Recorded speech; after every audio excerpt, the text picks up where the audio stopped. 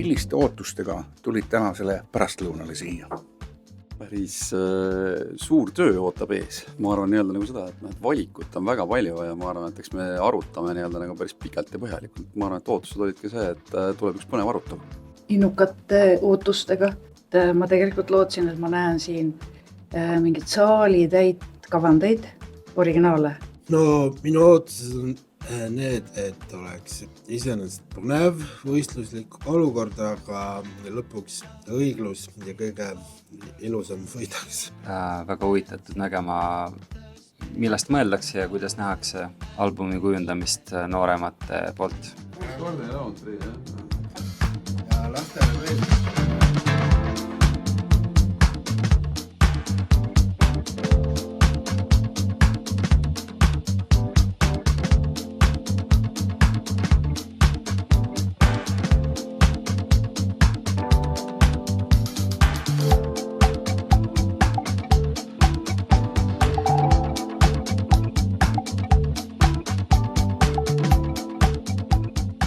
Siin mõningad muljad tänasest. Ma valmistasin vastamise küsimusele, mis mind üllatas. Kõigepealt see, mis üllatas? Mind üllatas see, et nii palju minu esimese valiku suuri lemmikuid ei jõudnud mitte kuhugi. Nii et kui sa küsid, mis tunne on, siis ma olen väga pettunud, aga kuna ma olen ikkagi ka hindan ka demokraatit ja seda üksmeelset otsust, siis nii on. Kurb. Ja väga palju häid töid ei tegelikult praegu eemal, aga no mis teha, elu on karm.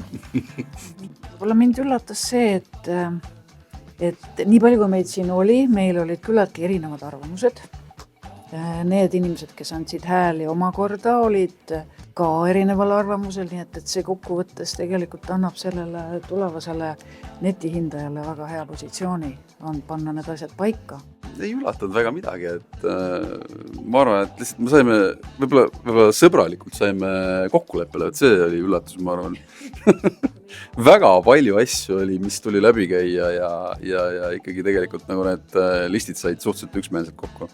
Ma ausalt öeldes oleksin oodanud isegi rohkem žürivahelist vaidlust, aga ma saan öelda, et ma tõestin rahule kõigi võitjate ja eriauhindadega ja päris paljud minu lemmikud jõudsid kõrgele kohale. Mul on hea meel, et me saime päris kiiresti otsusele jõutud, et me ei veetnud siin 6 tundi näiteks.